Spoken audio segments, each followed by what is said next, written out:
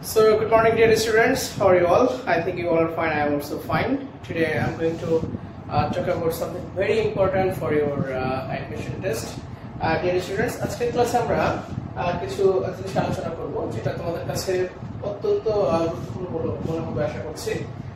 তো তোমরা এখানে দেখো তোমাদের যে সামনে ভর্তি পরীক্ষা আছে সেখানে যে পার্ট অফ স্পিচ আছে আমরা ধারাবাহিকভাবে সেগুলো আলোচনা করছি।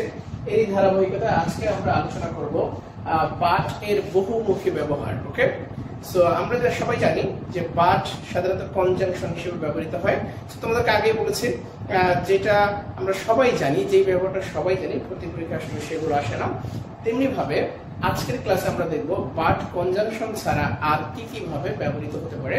সো আমরা আলোচনায় চলে যাচ্ছি। এখানে আমাদের যে পাঁচটি সেন্টেন্স আছে সবাই এখানে দেখো, প্রত্যেকটা সেন্টেন্সের বাট আছে। আমরা দেখব কোন সেন্টেন্সের বাট কি কি ভাবে ব্যবহৃত হয়েছে। ওকে, সো প্রথমেই দেখো he failed many times but did not give up hope।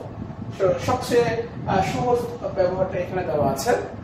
দেখো এখানে বাটের প্রথমে কি আছে, he failed many times। দেখো এখানে সে অনেকবার ফেল করেছিল but did not give up hope। তো দেখো এখানে বাটের আগে তোমার he failed many times এটা একটা ক্লজ কিনা সাবজেক্ট, ফাইনাইট ভার্ব মানে এটা একটা ক্লজ। আবার did not give up hope এখানে কিন্তু তোমার এখানে he আছে, তাই তোমরা জানো যে এখানে হচ্ছে he আছে, যেহেতু একই সাবজেক্ট যেটা দ্বিতীয়বার he দেওয়া হয় না, বাট আমরা জানি যে এখানে he থাকে, এটা আমরা সাইলেন্ট রাখি যে he did not give up hope। তাহলে he did not auxiliary verb give finite verb, তাহলে আমরা বলতে পারি এটাও একটা ক্লজ। অর্থাৎ এখানে বাটের দুই অংশের দুইটা ক্লজ আছে। দ্যাটস ওয়াই এই বাট এখানে হচ্ছে তোমার কি, এই বাটটা এখানে হচ্ছে তোমার কনজাংশন। ওকে, আমি আবারও বলছি,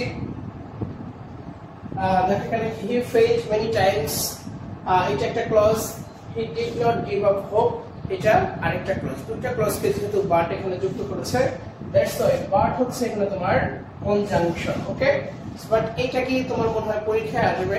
আদৌ আসার সম্ভাবনা নাই, কারণ বাটকে কনজাংশন হিসেবে ব্যবহার করতে আমরা সবাই অভ্যস্ত।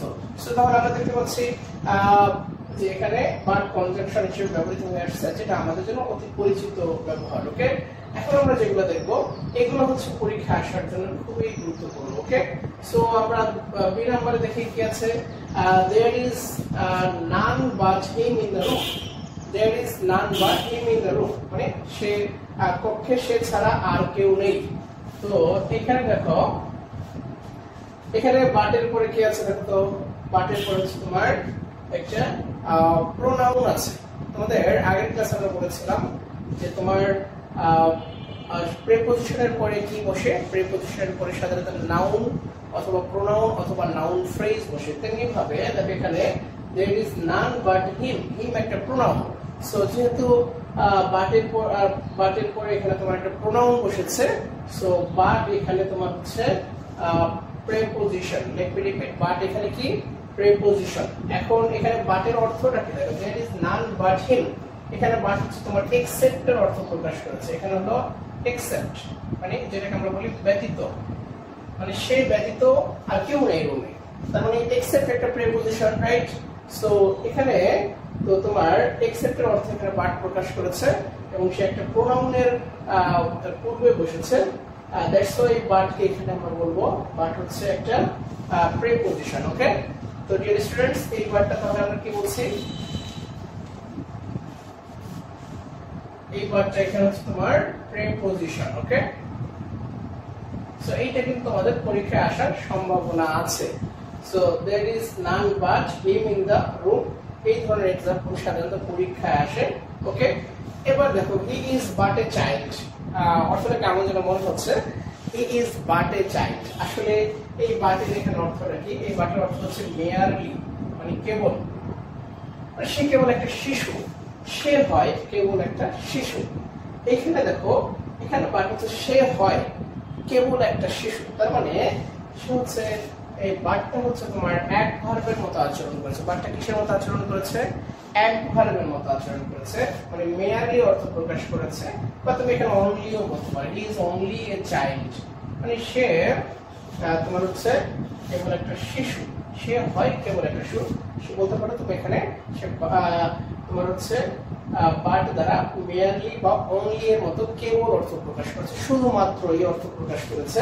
দ্যাটস ওয়াই বাট এখানে হচ্ছে তোমার অ্যাডভার্ব। ওকে, সো ইন্টারেস্টিং মনে হচ্ছে না যে তোমার বাটকে আমরা সবাই জেনে আসছি এতদিন যে শুধু কনজাংশন না, আমরা দেখতে পাচ্ছি এখানে বাট হচ্ছে অ্যাডভার্ব, কারণ সে এখানে শুধুমাত্র অর্থ প্রকাশ করেছে। ওকে, সে হয় কেবল একটা শিশু, সে মাত্র একটা শিশু। ওকে ওকে, তাহলে বাট হচ্ছে এখানে অ্যাডভার্ব। পরেরটা খুব ইন্টারেস্টিং, এটা তোমাদের তোমার স্কুল কলেজ লাইফে প্রায় পড়ে আসছে, ট্রান্সফরমেশন অফ সেন্টেন্সে। তো সেখানে এরকম দেখতে পাচ্ছি there is no mother but loves her child. এখানে বাটটা কি আসলে এটা বাংলাটা কিন্তু কি হয়, দেয়ার ইজ নো মাদার, এমন কোন মা নেই who does not love her child. তার মানে এই বাটটা হচ্ছে হু ডাজ নট বা হু প্লাস একটা নেগেটিভ স্ট্রাকচারের অর্থ প্রকাশ করছে। তার মানে এখানে বাটটা হচ্ছে তোমার who does not, who does not এরকম একটা সেন্স দিচ্ছে। তার মানে বাটটা হচ্ছে হু এর অর্থ প্রকাশ করছে। তো তোমরা জানো মাদারের পরে যদি তোমার মাদার একটা নাউন, নাউনের পরে তো হু থাকতো, সেটাকে আমরা কি বলতাম, প্রোনাউন বলতাম না। তেমনি ভাবে বাট যেহেতু হু এর মতো অর্থ প্রকাশ করছে, বাট এখানে প্রোনাউন। ইন্টারেস্টিং না? আমি আবার বলছি, মাদারের পরে আমরা জানি যে যদি হু থাকতো তাহলে কি সেটা প্রোনাউন হতো, নাউনের পরে হু উইচ থাকে সেটা প্রোনাউন হয়। তেমনি ভাবে এখানে দেখো there is no mother but, এই বাটটা হচ্ছে তোমার হু ডাজ নট এর অর্থ প্রকাশ করেছে। তাহলে বাট যেহেতু হু এর মতো অর্থ প্রকাশ করেছে, এই জন্য হু এর মতো বাটও এখানে কি হয়ে যাবে, একটা প্রোনাউন হবে। ওকে, সো ডিয়ার স্টুডেন্টস, এখানে বাট হচ্ছে তোমার প্রোনাউন।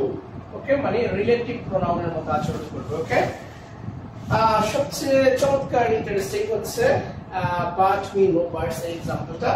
এটা আমরা কখনোই আমরা ভাবতে পারি না যে বাট ভার্ব হতে পারে, বাট আজকের ক্লাসে আমরা দেখবো বাট ভার্ব হতে পারে। তো এখানে যেমন দেখো এখানে বাট উই নো বাটস, তো এটা ইংরেজি বলার সময় বিশেষ করে কলোকুয়াল ইংলিশে একটা প্রচলিত সেন্টেন্স। বিশেষ করে অফিসের বস যখন একটা সিদ্ধান্ত নেয় এবং কাউকে কিছু বলার সুযোগ দেবে না, সে ওটা বাস্তবায়ন করবে, সেক্ষেত্রে সে এরকম ইংরেজি বলে বাট উই নো বাটস। এখানে বাটের অর্থটা দাঁড়ায় হচ্ছে তোমার শো হতে পারে, তারপর হচ্ছে রেইজ হতে পারে, ঠিক আছে। আর এই বাটস মানে তোমার অবজেকশনের মতো। ওকে,